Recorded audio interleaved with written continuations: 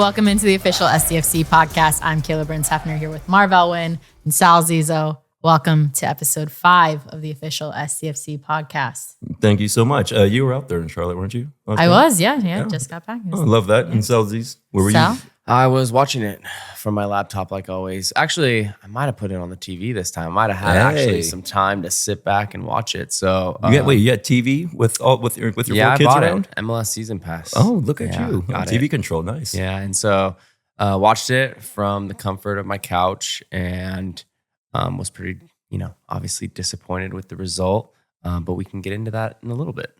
Yeah, I just would love to hear you guys' initial reactions, thoughts to the match versus Charlotte. Yeah, I mean, for me, there was quite a lot to talk about. Obviously, the result, disappointing, right? 3-0. We did talk about how it would be probably their toughest test. I think that held pretty true. Charlotte looks good. I mean, they have some really talented players. They look especially really good at home. They have depth, obviously, when you can bring a guy that's played over 200 Premier League games and Tim Ream off the bench, due to an injury of another player. That's pretty impressive. But a little interesting. I mean, we can get into the tactical side. I thought, they did change up a little bit, not only the starting lineup, but also a little bit of how they were going to approach the game. I felt, obviously with Paddy McNair a little bit, they had him on the left side, but in build out, I think he looked more like, a left center mid. They kind of built out of a 3, which was slightly different than what they're used to with sending Loffelson pretty high. I wouldn't say that's necessarily the reason why it got away from them. I think you go down 1-0 and then you give up a pen and get a red card and it goes down 2-0. I think at that point, the game's pretty much over. But I want to see what you thought about just like the tactical adjustments and personnel adjustments that he made. Tactically, it looked more like we were getting away from, what got us the success at the beginning of the year. So I would say it was the way we play when we had pressure coming up the back and we like to draw on the pressure and we play out of it. I thought that was kind of our superpower as a team, giving us a tactical advantage. But now it was less about using our superpower to our advantage, and we try to go for using our superstars as our advantage, where it's more like instead of us building up out the back, it's as if we get the ball in the back, and then we look to play it forward. We look for a lot of over-the-top balls. We look for a lot of runs in behind, which obviously has a time and place, which is why I think this is still a learning process, because in the beginning of the year, it was almost at times like, all right, we're playing it around like too much. Like we can go forward, but now we're kind of seeing how quickly we can go forward, and now we got to find a nice balance of when to release those certain players. And just how the players approached the game, it was, I'd say chippy. It was very chippy straight from the begining. I mean, maybe we were trying to knock them off their game, trying to get into their heads, but Charlotte was able to pull through. And they showed really well at home. I mean, it was everything that we knew they were going to do. There was no surprises, but they pulled it off. Do you think, and I kind of have my own reasons, and we haven't talked to any of the coaches yet or anything, but do you think the shuffle up, getting Reyes in at center back, putting McNair a little bit more of a left back, but also more of a stay-at-home left back. Again, they built out of a 3 from what I saw. Do you think that was put in place there because they're on the road? They're playing against a team that's also very good in transition. So it's like, hey, let's play. But if we lose the ball, we have that extra center back type player who can kind of sniff out these attacks. I mean, logically, that makes sense. I just don't know if the players were able to adjust to like not being in typical spots that they were used to.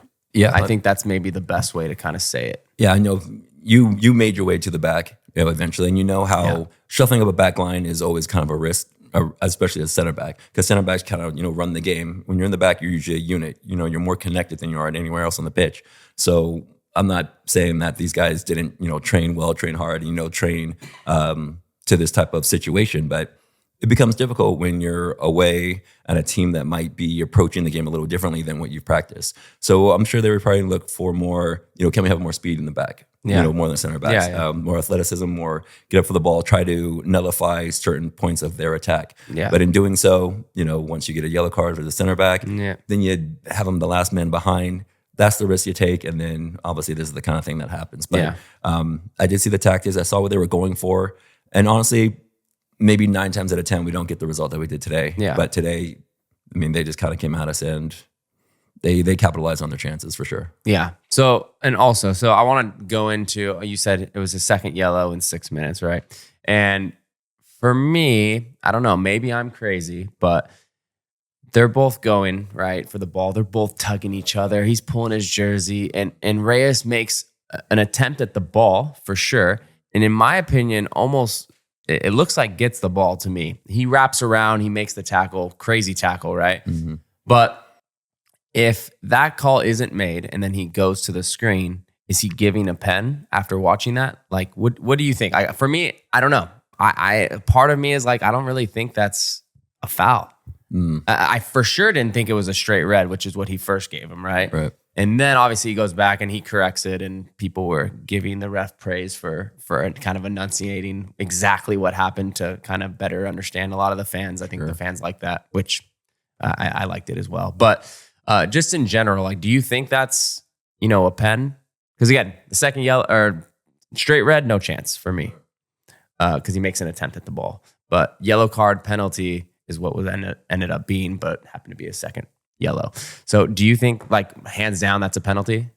I would say hands down, no, but I can't really fight the call. Okay. Like in my head, if we're going to be looking at VAR, if we're looking at, what foul came first and whatnot, it looks like their players pulling on Reyes' jersey way more than he's affecting Almost his play. at the start too. So like, if you can take away That's penalties from a play that happened earlier or a foul that happened earlier that wasn't caught or something, I don't know. That's what I was thinking. I was thinking if you want to really call the foul, if you really want to bring the video back to the beginning of the play, it looks like he's pulling Reyes' jersey way before Reyes even makes a challenge on the ball. So then if you just let that play out, then you go into the box. I mean, because he was the last man, it's going to have to be a call because it was in the box. I mean, the call does make sense, but I mean, if we're going to go VAR and we're really going to see where the fouls began, I think it's outside the box and it goes the other way. Yeah, and again, if it's in the first half, so as a former player, at that point, it's like, look, he's in front of me, he's about to score a goal. I don't want to give him a pen and get, knowing that you're on a yellow, I don't want to give us a man down plus probably give them a 2-0 lead, right? If you're going to give them a 2-0 lead, at least let's play even. I think we've all seen SDFC being able to come back from games like that, even being 2 men down or 2 goals down. So, just a lapse. It's happened to all players. I've had red cards. Sure. I don't know, Marv, have you had a red card? Yeah, I've had a red card. Who was it on, Mark? Sal? But we looked it up, so I was the first yellow card. Sorry, in you're that the first incident. yellow of the game. He got You made me mad. See, it was a center back getting a yellow. he 2-footed somebody else for the second. That's a yellow, lie. so. Actually, was it? I don't know. We'll pull up the highlights in the next pod. Don't worry. Well, you mentioned Andres Reyes. He gets his first start for San Diego FC, first appearance this year since he's been injured in the preseason. You also mentioned some of the lineup adjustments that Mikey makes. He had some great post-game comments just about the decisions behind those and what the overall goals in that is. So I think we'll just play it out loud. Yeah, one of our goals early from the season has been to make our squad as big as possible. And at the end of the day, we made, I made decisions to rotate some of the team because I trust all the guys that we put on the field, and I think that this investment will definitely pay off in the long run. In the short term, somebody could say that it cost us, but starting with the same lineup every weekend also doesn't guarantee you success. So for us, it was very intentional. We believe in Andres Reyes, and he's been working his way back from an injury, and this was a good opportunity for him to come in and start getting rhythm. He didn't get any of those preseason games that the other guys got. We trust him 100%, and at the end of the day, I'm happy that I made that decision. I know that it costs. I know that some people might think that it cost us, but at the end of the day, I'll always go back to you never have anything guaranteed in life, and we did this intentionally to make our squad bigger because we trust these guys, and we believe that this will pay off for us in the long run. For me, what stands out is the word trust, because as a player, Marv, I was, I don't know about you, but I was always kind of in the starting lineup, a little bit on the bench, Sometimes didn't get in at all. I was always fluctuating throughout my entire career. So when he talks about it benefiting the team long term, I 100% agree with that, because San Diego at the start now has played one game every week, right? So you get all this rest. You can pretty much play the same starting lineup all the time, but there's going to come a point, when they start playing in all these different tournaments, where there's going to be Wednesday games, there's going to be Saturday games, and there's going to be short weeks and all this stuff. And if you're putting in a bunch of players that are making their debuts in these games, the results aren't going to, be the best. And so it's better to kind of introduce some players here and there now to then benefit you in the future. And they've talked about, having depth, having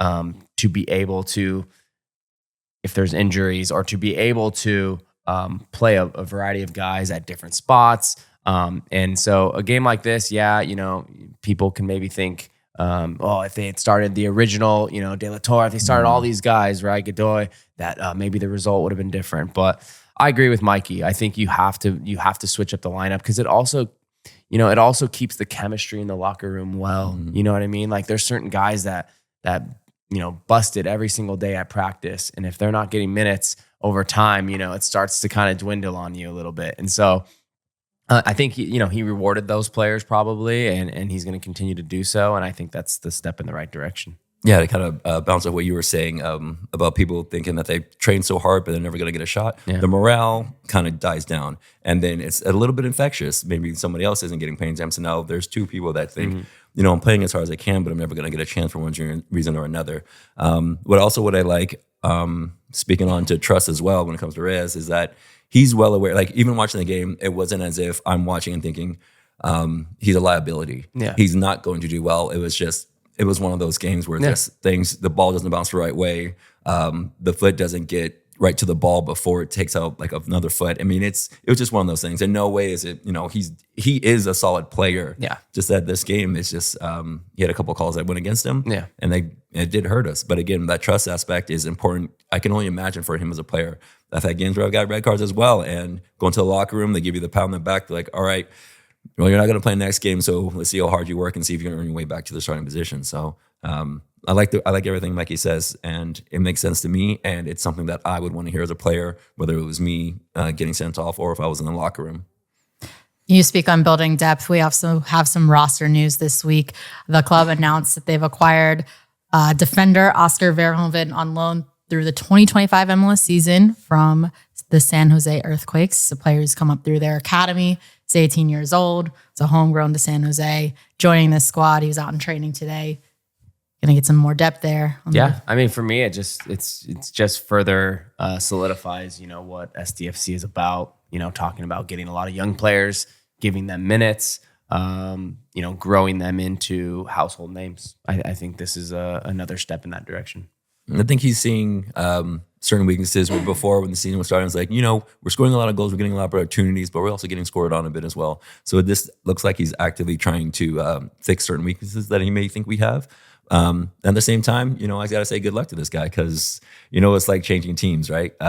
It's always kind of a new feeling. You're always kind of nervous. You're not exactly where you're going to stand and all that stuff. So, or how the players are going to treat you. But it seems like this squad is not only about, being together, but also about adapting the style of play to everybody that comes through and helping them feel comfortable on and off the pitch. So we welcome him, and good luck. Yeah. I mean, I know when I was 18 years old, when you were 18 years old, we were going to UCLA. So still a super young kid. He's now kind of making what probably we felt at the time, like going away from home for the first time, going to a new club, and to do it at an MLS level is pretty high. So good luck to him. Yeah, I wish him well. Hopefully he gets some playing time and thrives.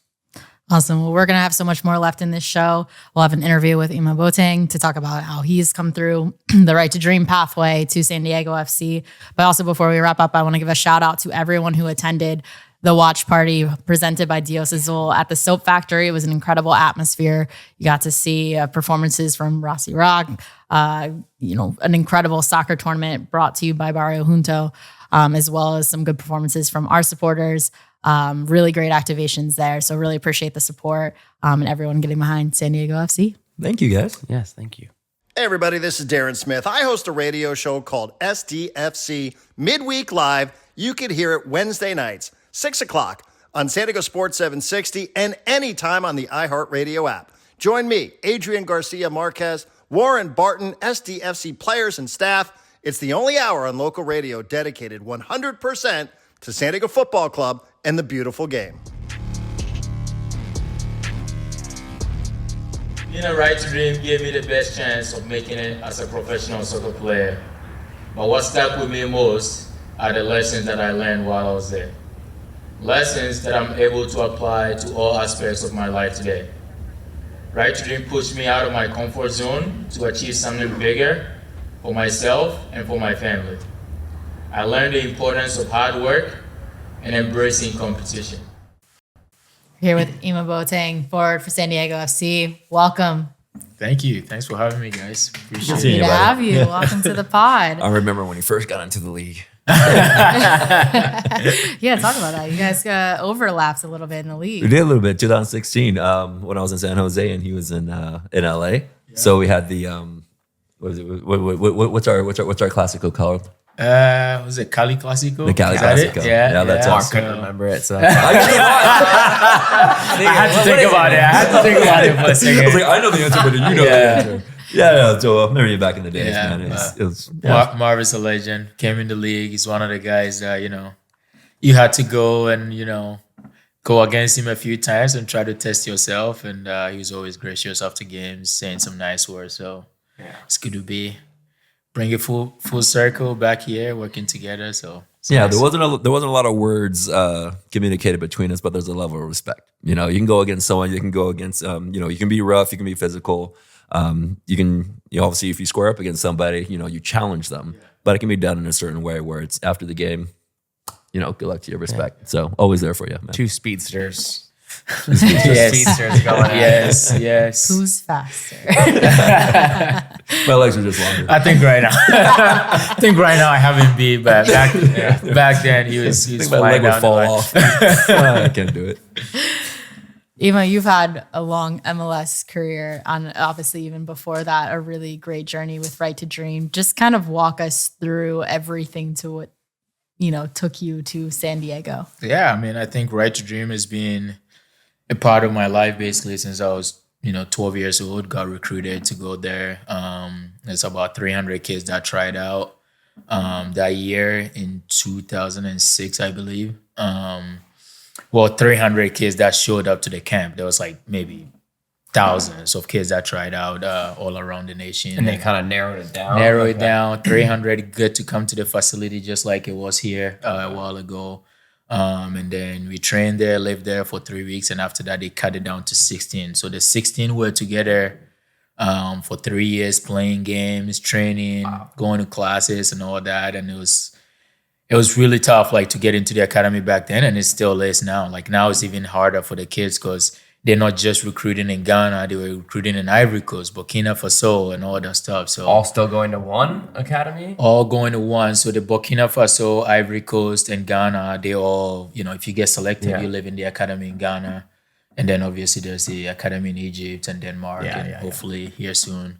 And so the 16 of us played and all that stuff. And after 3 years, I got a scholarship to come to the U.S. and go to high school in Santa Barbara, which was great for my development and academically challenging. And I had to find ways to do extra in soccer to try and keep up with the level that I wanted to go to. And throughout this whole journey, I've always had Right to Dream kids that would also come to my school. Like Joshua Yarrow came to the same high school as me a year after. Now he's playing in St. Louis and lots of guys that have come through. And actually just this Sunday, I met with a bunch of them for Easter Sunday, some Right to Dream guys, and we all had some Ghanaian food together. It was really nice. Yeah. Nice. So yeah, it's been part of my life, and I was really excited that there was an opportunity to come play here in San Diego and have Right to Dream here too, and find a way to, try to give back to the kids all the lessons that I learned through Right to Dream and try to be a resource for them any way that I can. So it's just been a whole big journey with Right to Dream, and I feel like it's going to be with me for the rest of my life through the contacts and the people that I've met. Talk about a little bit about so you came from Ghana, how was that atmosphere then going to Santa Barbara, right? Yeah. Beautiful city in California. Like, what was that like? Yeah, the transition. It was a big transition for sure. I was lucky enough. Again, the couple of the guys that I just saw on Easter, Nana and Fifi. Which Nana, I think they're really actually trying to recruit him to come here and work with the academy here. He has his own soccer club that he runs in Santa Barbara, and they're trying to get him out here. He's helping them with scouting. So he was a great resource for me. Fifi bid in, and there was maybe 4 or 5 guys that were already in Santa Barbara. So I just relied on them a lot. Like, hey, like, what should I be expecting? They just had made mistakes, and they're just trying to be like, well, don't do this, try to help me out throughout. So that was really great. And my host family was huge too. I think a lot of times, a few of the guys, when they come over, feels a little bit, we're always very goal driven, and you see the guys, if you start talking to these young guys, like, we know we come from a different background, so we always like just going towards success and don't really have much time for anything else. Like, very nice guys, but we won't like try to go over the top to like come socialize when there's like homework to be done and stuff like that. It's like they have tunnel vision. Yeah. But my host family really helped me out with that. They really made me settle in. 15 years old, moving out of my country and moving here, and my host family was there for me every time, picking me up for every soccer practice. They never missed any. I think one game all throughout high school that they missed. Every game, like if we're playing in San Diego, Orange County, they're waking up at 5 a.m., driving me over just to come play the game. And they really helped me settle, because without them, it just really feel like I'm, How was that host family found? Like, so when the few guys had already come over to Santa Barbara, my host dad had gone to like soccer games and stuff and seen them and seen they had host families. So he spoke to the Right to Dream representative. I think it was Debbie Foley back then. And it's like, hey, if there's another kid that's going to come up, we're interested in hosting him. So there's always like 2 or 3 families that were in the waiting, like, hey, we've seen, the impact that these kids had made in Santa Barbara, just by, their work ethic and everything. I would want a kid like that in my family. Maybe my kids can feed off them like that, try to gain a different perspective of, somebody that has lived a different life and stuff like that. So when I came in, my host family was already waiting. The first day, Debbie Foley picked me up to her house, and my host family came over, grabbed me, and it helped really well that they also had like 2 sons very close to my age. Everyone were actually 11 days older than him. So we played on the same club teams and high school. And I had a younger brother, Dylan, who's 3 years younger. He's a goalkeeper. So just us in the background, just like shooting at him and all that stuff, him making saves, and we're all making each other better. And younger sister is Chloe, and she just wanted to introduce me to everything in America. She's like, have you had marshmallows before? I'm like, no, I haven't. And then she has it, like, trying to make s'mores for me. And as I'm eating it, she's like, have you tried salsa? I'm like, no. And then she's just like pouring salsa in my mouth. So I have marshmallows, chocolate, everything. She's just like, anything I can feed this guy. But that's great. That was great. And, that and a lot of things, just like opening my worldview. And, they would have friends over and just like interacting with them, trying to learn about the culture. So that really helped me like assimilate into the culture a lot quicker than I would have if I was just here by myself. Yeah. Yeah. Shout out to host families and everybody's support system. You can't do it alone, right? 100%. Another question that I had when it comes to the Right to Dream was before I was asking, like, if you were introduced at 12 and then you get recruited to Ventura, like our UC Santa Barbara, is it like, is there a graduating class? Do you necessarily ever graduate from Right to Dream, or is it more of a lifestyle as well as a play style, and it's more about a personality that you intake and then you help to share it with others? Yeah, I don't think you ever graduate from it because of the connections that you make, So like George Shoyaro just had his wedding a year and a half ago. I was at his wedding. He couldn't come to mine because he had a baby. He was expecting a baby that selfish. Week. Yeah. I know.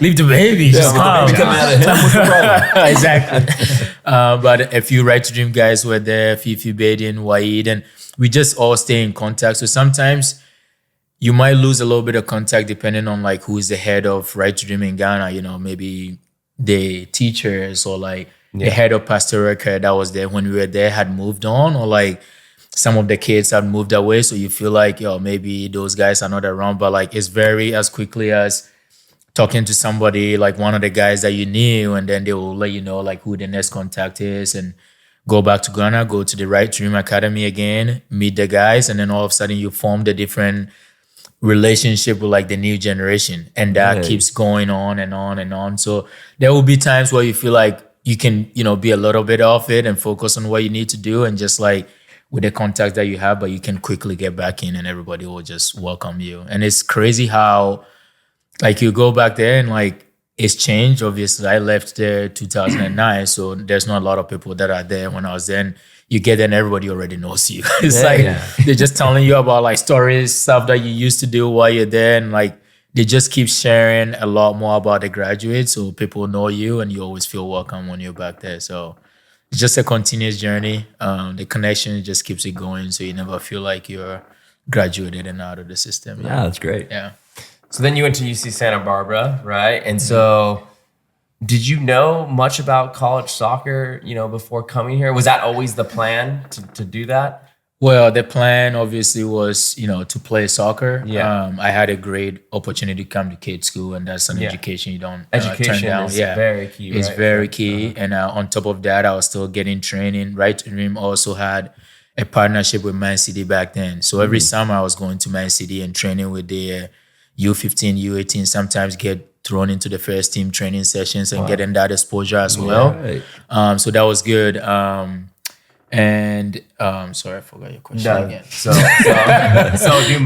most of the kids end up going to either professional or college, you would say. So were you, when you first came to Santa Barbara, was the goal always, okay, I'm going to go to UC Santa Barbara and then I'm going to go professional, or was it something that just kind of arose after a year and you're like, okay, maybe I'll go the college route instead of the professional? Yeah, I think I wanted to go professional right away. Okay. And that was like, I wanted to do it like by sophomore year. And I was feeling good about myself. I'm like, I'm good. I'm ready to go and all that stuff. But I was lucky enough. I had a lot of like smart people around me. My host dad was like big in that. Like we had lots of conversations where he's like, take your time.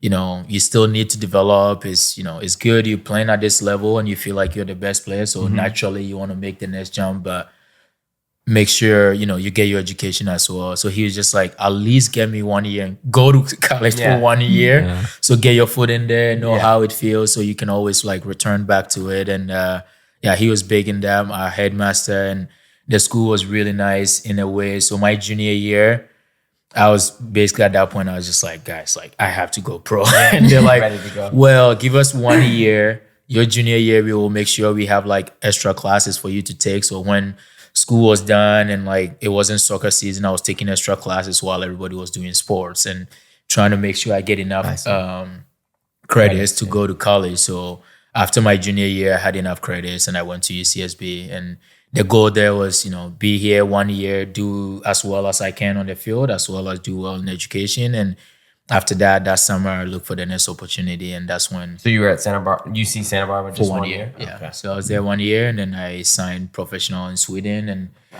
kind of like forgot about education a little bit, but I know like, at some point this is going to end and try to figure out the next step. So the last 3 years I've been taking classes online. MLS has a partnership with University of South Carolina. Okay. So just taking classes there and hopefully graduate next year and have my college degree as well. So what are you studying? Good luck to you. Business administration. So hopefully everything is done next year and, start preparing for the afterlife because, at this point I'm 31, probably another few years left. So you're looking at us. You'll be hosting this in 5 years. Hopefully longer. Yeah. Yeah, so that's all great, and again, still have a lot of help from everybody around Right to Dream and my host family and everybody encouraging me to do it. So it's been great. Earlier in the show, we played a clip of your speech from the ribbon cutting ceremony here. Mm-hmm. What was it like for you to be able to be a part of such a huge moment for Right to Dream in San Diego with your background and what it means to you? Yeah, I think I was happy to help out in every way that I could for that. I knew that was a big ceremony. Actually, I didn't know how big it was. Tom Penn told me, it's like, oh, just, prepare like a 1 minute speech and, just say something. I think it'll be great for people to, you will be there. So it'll be great for people to hear from you. And then Vicky texted me the night before. She's like, I think we're going to need like 5 minutes. I was like, oh God, so I actually have to write something. And there's going to be like 2,000 people. Yeah, exactly. No, she didn't even say that part. So I, got on my computer real quick that night around like 9 p.m., try to write a speech. But it was a little bit easier because I was just talking about my experience with Right to Dream. So just going back and thinking about how it was. And I show up and, thinking again, it's just going to be like a sort of a press conference with a few people. And it's like 300 seats lined up, big cameras. Yeah. I'm like, oh God, I got to get ready. It's better you didn't know. I know. So just showed up in the moment and, I was happy, just shared a little bit about how it was growing up in the academy and how different it is now. I think back then we just did everything based on like, all right, there is a dream and there's a hope. This is what I want to achieve. And then now these kids got world-class coaches, the best training facilities, teachers helping them out in the classrooms and all that. Like this, they have the top class. And now they have like over 50 to 100 graduates that have made it either by going the academic route and, have really good jobs or professionals playing for the national team and that. So I think it's a lot more like they see it a lot more clearer now instead of like imagining what it could be. Sure. So it's just really like, the word I used, I think in my speech there was like it's leaps and bounds beyond what it was back then. And it really is. How does it feel like you get to be a part of kind of that graduate class that's able to mentor the new generation that's coming in here in San Diego? Yeah, I think I love that. I'm really looking forward to that, once the kids are in here, because exactly, I saw them training a few times when they were here for their trials, and they were the exact same age that I was like going in. So I can see everything going on through their heads. What they are thinking and everything. And so I think I'm just going to be around and really happy. I've already told the teachers, the coaches, like anything that you guys need me for trainings. Usually this is the time that I'm done with trainings around 2. And if you guys need me anytime between then and when, they have dinner, I'm always happy to step in and help out in any way that I can. Yeah. Yeah. Because I was just going to say how it sounds like when you were given that opportunity with 300 kids and they picked 16, it was like, you knew the opportunity that you had ahead of you. But now, to come full circle, not only do these kids know that they have an opportunity, but they get to see someone who progressed and got out. So do you have one piece of advice that you would have liked to hear when you were growing up that you give to these kids? And do you, maybe you don't understand how great it is to actually have someone that has been there and is where you are now to help them out and to succeed. So I guess my question would be, what advice do you have for them? And also, if you could change anything about the Right to Dream from when you started off, would it most likely be if you had someone that succeed, come back and, get under my wing, take my advice, youngin? 100% that. I think my advice for them right now is just that the opportunities are there. Like, you don't have to worry about that because everything here with your education, the nutrition, everything's going to gear you towards like, we're just going to make you like a professional athlete. You're also going to get an education. And, when the time comes and whichever one feels right to you or, makes sense to you and your family, and when the decision comes. So they shouldn't worry too much about that part because we worried about that, every day. Especially being in Ghana and there's 16 kids and every year. So for the next, like once we turn 15, there will be like 2 or 3 guys that will get scholarships. But that's also depending on if the schools here have room to like, get you in. And the following year will be another trip for like, another 2 or 3 guys. But then the rest of the guys is just like, they have to wait till they're 18 and turn pro, or they might not get even an opportunity to turn pro. They might just have to be like, all right, well, you're 18, we have nothing for you. Because back then, we didn't have like Mr. Mansour helping. It was a charity organization, so they didn't have enough funds to like support everybody. Yeah, their reach has gotten so much bigger now. It's so much bigger now. So like back then we worried about so much like, oh my God, I gotta make it in the next. And I still want them to have that. Like you want to be the first to like make it out of your group and all that, but not to worry too much about that and just focus on your development. Develop every day. Like do your homework. Can you do something extra? Because that was like something that was really big in our group. Like it was never easy just doing like what is required of you. Every teacher will come in like, did you do your homework? You're like, great. And they're like, and then what else did you do? They always ask, and what else? So like, can these guys have that mentality of like, okay, the coach wanted me to do 10 laps today. And okay, after I'm done, like what else am I doing? Like what can I do to make myself better? Above and beyond. And I think that was something I really learned in the academy. And even when I came here, because, not to, like toot my own horn, but when I came in as a 15-year-old playing in like club soccer and stuff, I was better than everybody that I was playing against. But I still had that mentality of, oh, there's some kid probably like in England or like in Mexico that's getting great coaching and doing 12 laps. I shouldn't be doing 10. Maybe I should do 13 to be better. Just create that imaginary person. If you feel like you're on top of your group, always create that imaginary person somewhere else that you're chasing. And I think that's probably the biggest advice I'll give them. Always think about what can I do next. But yeah, the buddy system is also great. And I think Red Dream's already doing that. I think Karsten is trying to hire guys that have already been through Red Dream, have the experience, just to try and bring that culture back here. Because it's starting new here. And he wants like the coaches and some of the guys that will be in the dorms with them are all... He's trying to get Right to Dream people here. So that will naturally come. And we also have Willie here. I'm not the only Right to Dream guy. And he lives right here too. So can just walk from his hotel room into their dorms and, trying to straighten some kids out. So that's all great. And we are all like really, really excited to be a part of this and help out. Yeah, I was going to ask you about that, having some teammates also that have come through Right to Dream, not only just in Ghana, but also globally.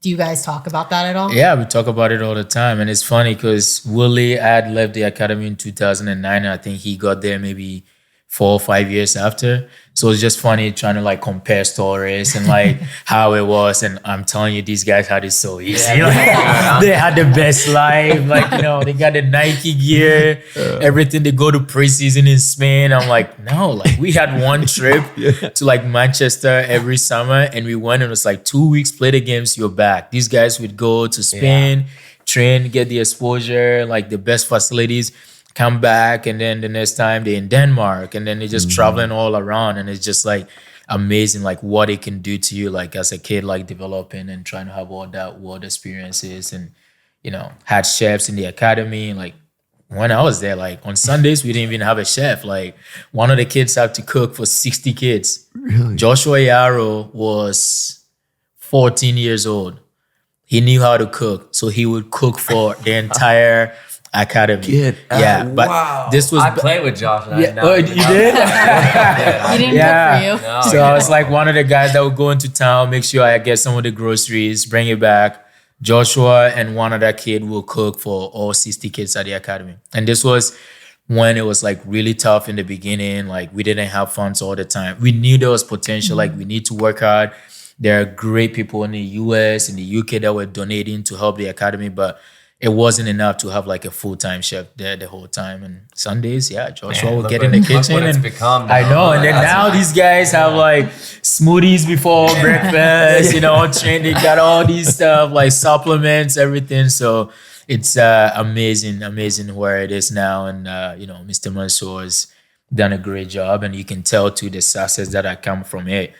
These guys are going from the academy to like 3 years from then being in the Premier League or like, La Liga, League One and stuff like that. And so that all shows like, getting the right support from a guy like, the Mansours is just really changed everything up. Yeah.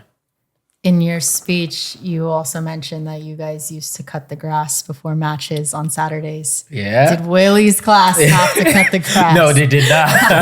They had a mower. Somebody would come do it for them. Yeah, we would train Monday through Friday and Friday afternoons, everybody in the academy will get on the field and get machetes and cut the grass ourselves, so it's fresh for like Saturday.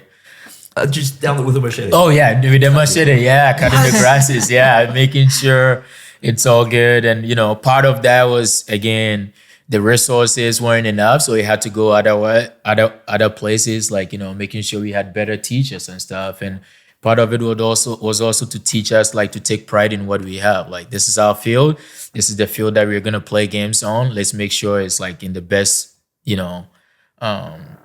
it's looking the best for like the games and stuff. And then when we get there on Saturday mornings, and we're playing whoever we're playing, man, I didn't cut the grass for you to come do some skills on here. Like it's on. Like like in MLS when you do your warm ups off to the side, and you see all the pitter patters and all the fields messed up right there. I bet they were like, hey, we're warming up over here. Yeah, exactly. Like, just like we would get there on Saturday mornings, and it was always like so fun. We know all the work that we've put in, just us training, but also like, man, we cut this grass. We're not about to let you come in here and win on our field. Like, it's so it's a lot. And Willie didn't have to do any of that. He just came in, just chilling, go to training, work really hard, but they didn't have to do all the extra stuff that we did back then. No, you trailblazed on that. And it sounds like, you can't be cutting the grass out there like that and not build yourself some character. Exactly. That's pride in what you're doing.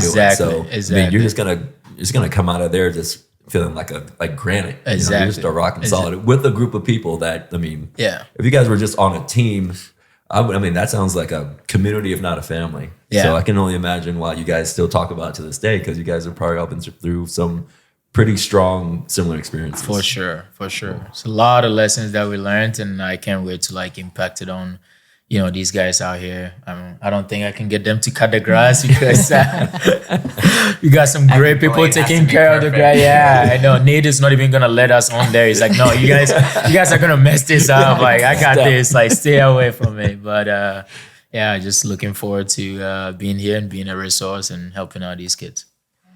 How's exploring San Diego been like for you? It's been great. Yeah, so far, just our chef here was giving me a lot of recommendations on restaurants around town that I've been to. It's been great. And just still exploring. My wife has been in and out of town for work and stuff, but every time she's out here, we try to do the most, go to the beach, hang out, try new restaurants and stuff like that. What part of town are you living in? UTC. Okay. Yeah, close to the mall. So I'm there in La Jolla. The mall. Oh yeah, it's nice. Yeah, might be a problem though because my wife just goes down there every time.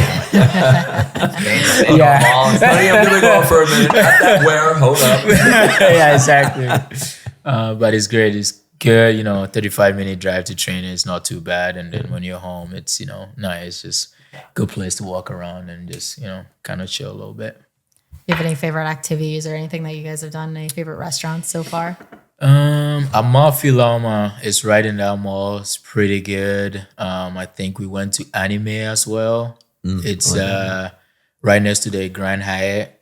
I think that was probably one of the best restaurants we've been. Yeah, over here in San Diego. Awesome. Nice. Do you want to move here when you're done playing? You're gonna keep your roots here. It's been great so far. My wife has always, I met her in 2020. And I think one of our very few dates, like I asked her where she wants to live, like if she were to pick one place, and it was always San Diego. Yeah. So it's kind of great that it worked out, and we're here. She's loving it so far. So hopefully, this can be our home for a long time. Yeah. Yeah. Here, Santa Barbara, there's worse places. Yeah, you guys can show me the ropes. And, Deal, literally. Yeah. So we'll be down there, So it's been great. Well, thank you so much for joining the podcast. We really appreciate your time and your insight on your journey to San Diego. Yeah, thanks for having me. And you guys are doing a great job. I see all the clips on Instagram and following with everything. And I think it's great for what you guys are doing and letting the community really, get to know the players and the ins and outs. So happy to come on here whenever you need me. Perfect. Thank you. Appreciate you, man. Thank you. All right. Become a season ticket member with San Diego FC and never miss a moment with guaranteed access to all home matches. Membership starts at just $40 per match, and you get the best value with amazing benefits. Visit San Diego FC/memberships to learn more. As the official specialty insurance partner of San Diego FC, Palomar offers standalone earthquake insurance that protects property and peace of mind. It's crucial to be prepared. Visit PLMR.com or contact your insurance agent for a quote. Palomar, reimagining specialty insurance with innovative, creative solutions. And welcome into our match preview presented by Alaska Airlines. We have some new merch that we can share with you guys. For those that are viewing the podcast, you can see, but for those who are not, we have a new partnership with Melon Hats, a local San Diego company. Really cool to be able to get to work with them to put out our logos and our branding on their hats. Really awesome to be able to collaborate with a local team. So you'll see this available soon to purchase, but exciting to be able to get to work with local and lift up local businesses in San Diego. Varieties, super nice. Yeah, grab one, grab all. Super nice. All right, let's get into match preview. We've got RSL, the first time that we're going to see a repeat team this year. So we got a little bit of intel on them. We can at least talk about what we've seen in the previous match. What are your thoughts on just looking at what we have coming up? Well, just based on our previous match against them, playing away, scoring 3 goals away, and even going down initially and then working our way back. If there's going to be another team or a similar team where we can get some more shots off on goal, show how we can dominate a field again, especially back home, I think this is kind of what we need in a situation like this. Right now, 2 difficult away games. Now we got 2 home games. Then we're going to Salt Lake. We kind of know what they're going to come at us with. From the way we've been playing recently, we might, kind of throw them for a loop in terms of what we're going to bring at them. So, we might be a difficult team to do some scouting against, but hopefully that works to our advantage and we'll be able to, get another W back home. We haven't lost at home yet, so we just want to just keep it going. Yeah, and for me, I think, this game is super important in a sense of keeping the results kind of headed in the right direction. Mm-hmm. We don't want to, a game that we should win, right? Because Salt Lake's a team that's been struggling. Of course, it's never easy to play a team again in the course of a season and then beat them again. I can think back of when I was at Red Bull, we played a game where we beat NYCFC in a rivalry game 7-0. And literally a month later, we played them. I think we lost 2-1. So it's never easy, even if, one game can go one way, another game can go another way. But as Mar mentioned, we're at home now, and that's you got to keep that. You got to keep that as a fortress, and you have to get back to playing your style of play and start to dominate the game again, get a big result, and keep that going, and do the same thing against Dallas, and then kind of keep heading in the same direction. Because, at the start of the season, if with 0 games played, 4-2-3 is where we're at right now, I think we'd all say, okay, pretty good. Not amazing, but pretty good. We're from a result standpoint, right? The eye test has proved I'm even more excited than just that. So, from a result standpoint, it's going to be important to get the W for sure against a team that, like I said, is starting to struggle a little bit and lost their last 2 games. Yeah, I think what's impressive too about this team is the expectation is to win. They're not content with a draw. They're not obviously not content with a loss. This is the first time that San Diego is going to be coming off of 2 consecutive losses so far this season and coming back home to a place where so far they've remained undefeated.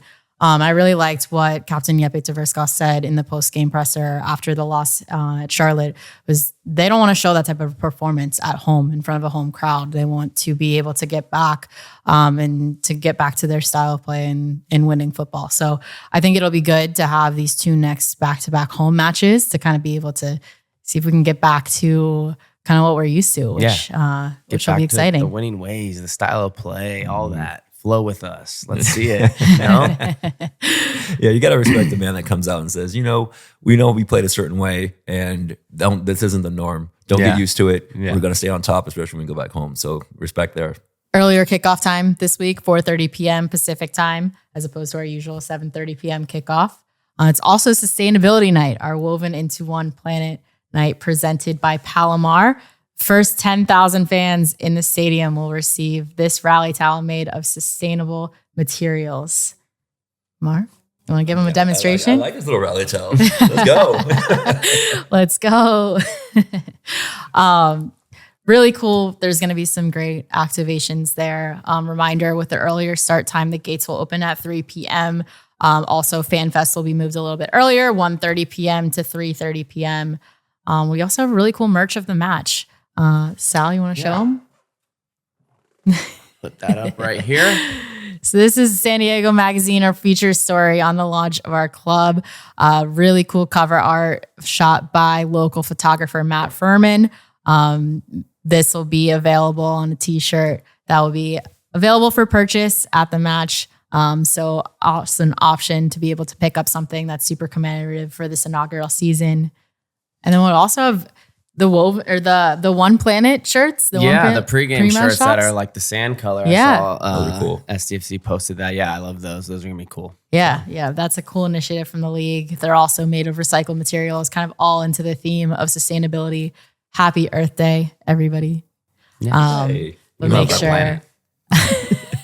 make sure you check out all the different options for being able to, support SCFC and our local artists, our local merchandise as well. This will be available soon. But really appreciate the support and everyone that has been pouring into the podcast and the reviews, the comments. Yeah. Don't Continue hurt to Marv's ego. subscribe. Keep posting good things, giving 5 stars, all that stuff. Protect all of our egos. Thank you. Like, share, subscribe. Before you give a bad review, just look at Marv's face. You can't give a bad review. Thanks all. Thank you. Flow with us. Flow with us.